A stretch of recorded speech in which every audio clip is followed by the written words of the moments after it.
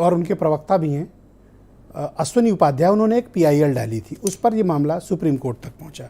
उनसे हम बात करेंगे। उसके पहले हमारे साथ आम आदमी पार्टी के राज्यसभा के संसदीय दल के नेता संजय सिंह हमारे साथ इस वक्त सीधे जुड़े हुए हैं। संजय जी, बहुत शुक्रिया और धन्यवाद हमें समय देने के लिए। मैं आपसे ये जानना चाहता हूं कि ये रेवड़ी का मुद्दा भारत की सर्वोच्च अदालत तक पहुंच गया है। नमस्कार। और ऐसा प्रतीत होता है कि ये एक बड़ा राजनीतिक और कानूनी मुद्दा बन गया है। और थोड़ी देर पहले हमने वित्त मंत्री का भी स्टेटमेंट सुना, जिसमें उन्होंने कहा कि अरविंद केजरीवाल लोगों को डराने की कोशिश कर रहे हैं और हम चाहते हैं कि इस पर खुलकर परिचर्चा हो। तो ये मसला इतना बड़ा कैसे होता जा रहा है? देखिए ब्रजेश जी, देश की आर्थिक हालत बहुत ज्यादा खराब है और 6.5 लाख करोड़ रुपए इस सरकार ने प्रावधान रखा है बजट में कि हम 6.5 लाख करोड़ की देश की संपत्तियां बेचकर धन अर्जित करेंगे। रेल बेचेंगे, सेल बेचेंगे, कोल इंडिया बेचेंगे, BPCL बेचेंगे, FCI बेचेंगे, स्टेडियम बेचेंगे, सड़क बेचेंगे, बिजली बेचेंगे, पानी बेचेंगे, पूरा हिंदुस्तान बेचेंगे। 6.5 लाख करोड़ रुपए पैसा बेच बेच के, एयरपोर्ट, पोर्ट सब बेच बेच के ये पैदा करेंगे। दूसरी बात क्या किया है इन्होंने? आज आटा पर टैक्स लगाने की जरूरत क्यों पड़ रही है ब्रजेश जी? दाल, चावल, गेहूं और गुड़ पर टैक्स लगाने की जरूरत क्यों पड़ रही है? दूध, दही, छाछ पर टैक्स लगाने की जरूरत क्यों पड़ रही है? पूरे देश को और आपके चैनल के माध्यम से आपके दर्शकों को मैं बताना चाहता हूं इसकी वजह क्या है। RTI की जानकारी है, मेरी जानकारी नहीं है। RTI की जानकारी है 11 लाख करोड़ रुपए चंद पूंजीपतियों का इन्होंने माफ किया है ब्रजेश जी। 11 लाख करोड़ रुपए, जीरो लगाते लगाते आप थक जाएंगे। DHFL ने 42,817 करोड़ रुपए का घोटाला किया, 17 बैंकों को खाली कर दिया DHFL ने। और उसी DHFL ने 29 करोड़ रुपए बीजेपी को चंदा दिया है ब्रजेश जी। एक ABG शिपयार्ड है, वो ABG शिपयार्ड ने 23,000 करोड़ रुपए का घोटाला किया, 28 बैंकों का फ्रॉड किया है। पानी का जहाज बनाने वाली कंपनी ने। यह है 68,000 करोड़ रुपए चंद पूंजीपति लेके भाग गए।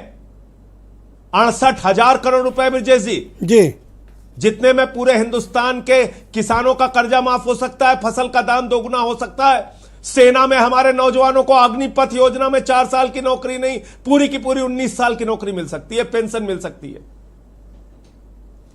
आपने देश को कंगाल बना दिया। बैंकिंग फ्रॉड 15 से लेकर 22 तक, 1 मिनट बस दीजिएगा।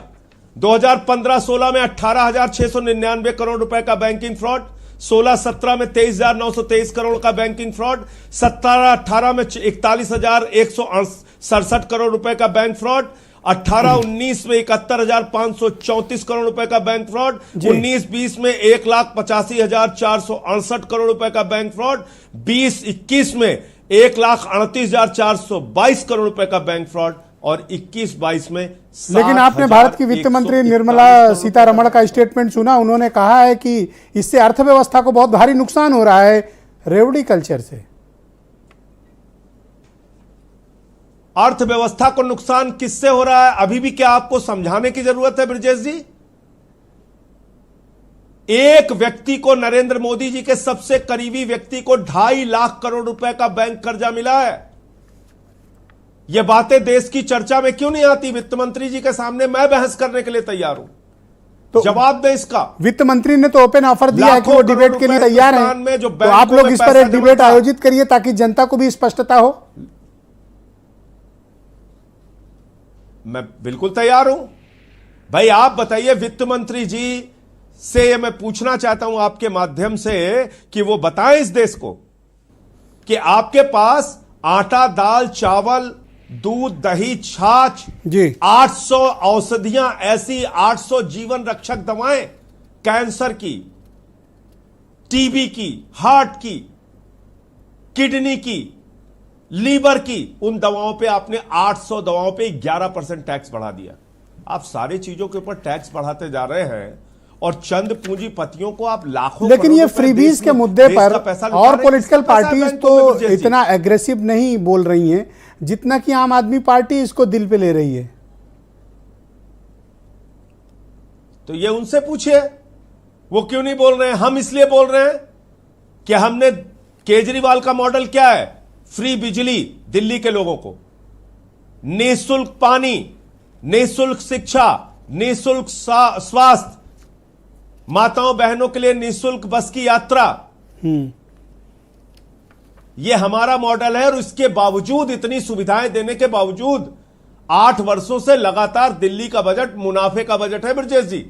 इसलिए हमको चिंता है, इसलिए हम सुप्रीम कोर्ट में गए और इसलिए हम यह कहना चाहते हैं कि जनता को मिलने वाली मूलभूत सुविधाएं निःशुल्क मिलनी चाहिए और जनता ने सरकार के खजाने में इतना पैसा दिया है कि वो सुविधाएं उनको निःशुल्क मिल सकती तो राज्यवार इसका अलग कोई मॉडल दो होना तरह का चाहिए, मॉडल कोई है एक ब्रजेश जी। कमेटी बननी चाहिए। एक मॉडल है केजरीवाल मॉडल। आप कोई कमेटी बनाने के पक्षधर हैं जैसा सुप्रीम कोर्ट चाहता है? मैं बात पूरी कर लूं जी, मैं एक बात अपनी पूरी कर लूं।